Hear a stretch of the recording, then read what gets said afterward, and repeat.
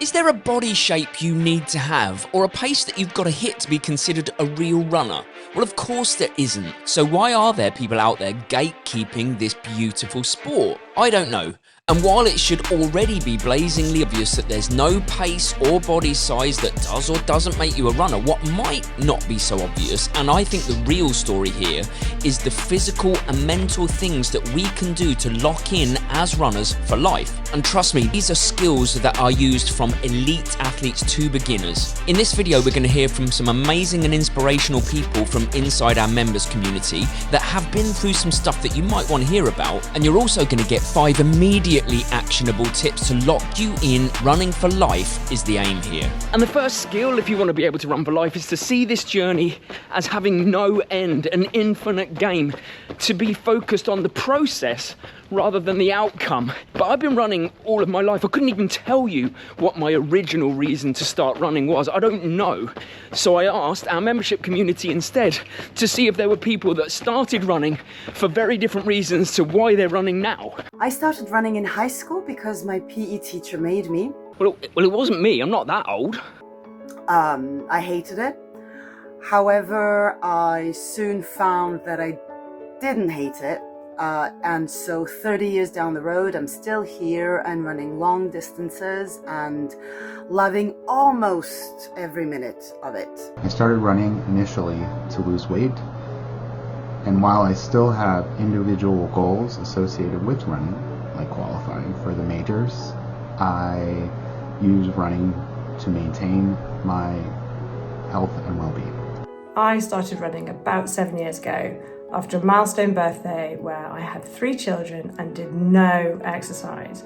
Running was the least inconvenient thing I could do for my family, didn't get in their way, didn't take long, couldn't do much. Couldn't even run to the village and back, which is less than 1 kilometre. Then I fell across a park run and I couldn't do that either. And then somebody dared me to do a 10k and I said no, and then did it. And then that same person, a little while later, dared me to do a half and I said no. And then not long after, did it. At the end of COVID, did my first marathon, said never again, awful idea. And then here I am, I've done 5 and kind of addicted. So I started running 30 years ago because it was a staff dare. A member of staff asked me, and now it's my happy place. I intend to do it forever. Never given up. I've got 1:37 till the next rep. I started running for weight management, but over the years it has become more of a space for myself to reflect, recharge, either on my own or together with my kids. I started running to raise some funds for cancer research and Macmillan. My dad had cancer back in 2008. Didn't run at all through COVID, then I broke my knee. Got back into running again back in 2023 and did some more half marathons, 10Ks. And I always promised my mum that I would do a full marathon. She passed away in 2021. So I started training for a full, and my dad sadly passed away back in September this year. But my first full marathon is now at the beginning of December. So what started as a bit of fundraising and a bit of fun and a challenge with my sister has now come full circle to be a challenge for me, and to show that I can do it. And it doesn't matter what my pace is.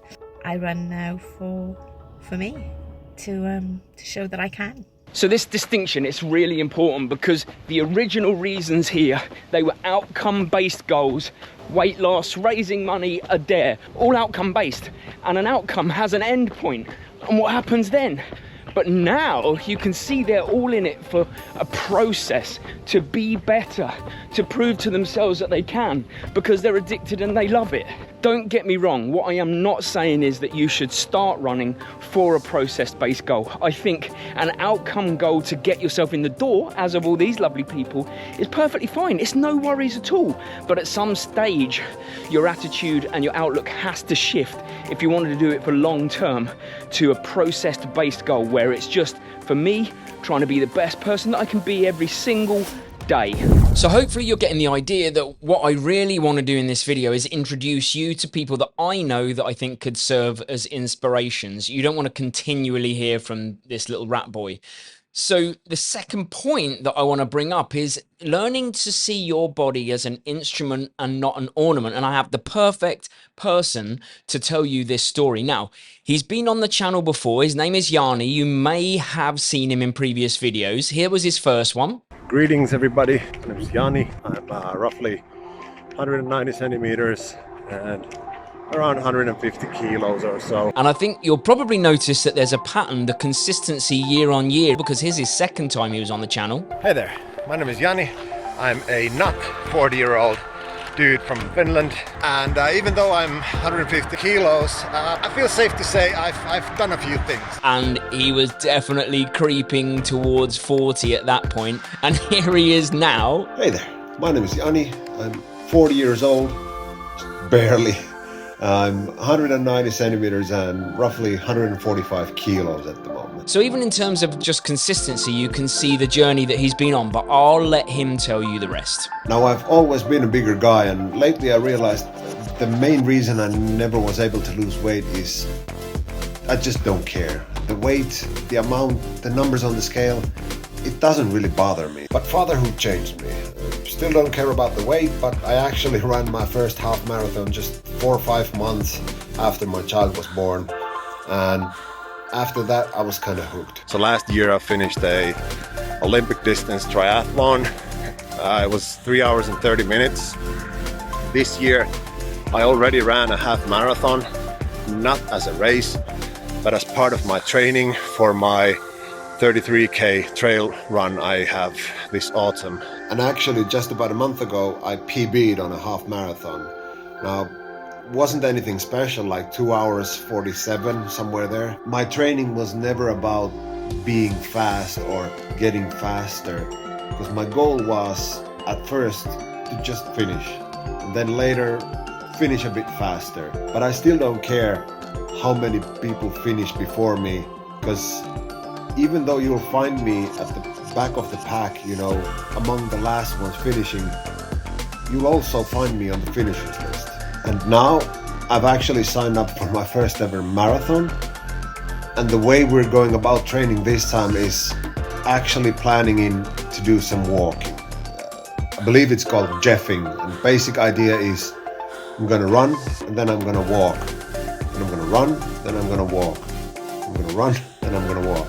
Now, it might not be the fastest way, but it's the safest way for me to go about finishing something that probably takes me 5.5, 6 hours. So come marathon day, come race day, late next year, I still won't be among the fastest. I'll probably be one of the last, but I'll guarantee you I'll be on the finishers list.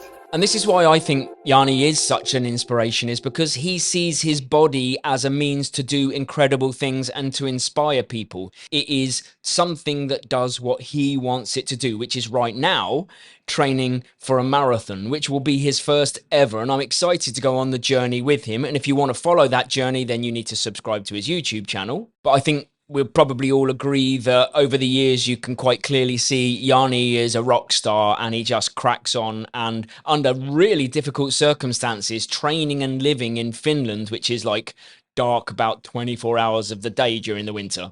I'm going to get a little bit vulnerable with this point. It's not something I've talked about much on the channel, but it really highlights the point I'm going to try and make. And for the avoidance of doubt, the point's going to be about comparison being the thief of joy, but I need to give you a little more context. I've been on YouTube for, I think, around 8 years now. I started a long time ago. It wasn't even a running channel, and we've grown the channel into something that we can now do full time. We've been able to leave our teaching jobs, and for that I will forever be thankful. It honestly, it blows my mind. But still, I find myself comparing us to other channels, maybe other channels that are performing really, really well at the moment. The weird thing is, that's never happened to me in my running. I've never compared myself to anyone else, potentially because I've always done it all of my life, whereas YouTube was 8 years ago. Now, don't get me wrong, I am in no way jealous of any of these creators. In fact, I would call the majority of them my friends, and I celebrate what they do, I celebrate their growth, and I love the fact that there's space enough for all of us on the platform to smash it. And I will always big up people in the space. So here's what I do to make sure that I don't lose my mind when it comes to comparing myself with others, if you were doing the same when it comes to your running. I try to be grateful by looking at the progress I have made. I think about all the things that I wasn't and now I am. Like, for example, a full-time YouTuber, a full-time content creator. When I first started this, I had 0 subscribers and I was a teacher, probably going to be teaching for the rest of my life. Also, we got our silver play button, over 100,000 subscribers. That's mad. I've done crazy things. I've run crazy races. I've met crazy people, none of which would be possible without this amazing life that we're going for. So I should be, and I am grateful for what this journey has afforded us and continues to do, and hopefully will do in the future. So just do me this favor, if you're ever struggling, if you're ever comparing yourself to other people, just do this one thing. Sit down and think of 10 things that you are personally grateful for on your own running journey. Can you run a distance you couldn't run before? Can you run a pace you couldn't run before? Have you run races you never dreamed that you would run? Those are reasons to be grateful, and everyone makes progress at different rates, so don't worry about anybody else. And I know I need to listen to my own advice, and I'm really working on it, but comparison really is the thief of joy, and we should just celebrate everybody on their own journeys and work on our own. Oh, skill 4, habit 4, discipline 4, whatever you want to call it, is a tough one, and I'll tell you why. The habit is to learn to love yourself. I know that the majority of people do have that overwhelming negative voice in their head, and it's difficult to achieve some of the things that you want to achieve when you've always got someone telling you maybe you're not good enough, you're not fast enough, you don't have the right body shape.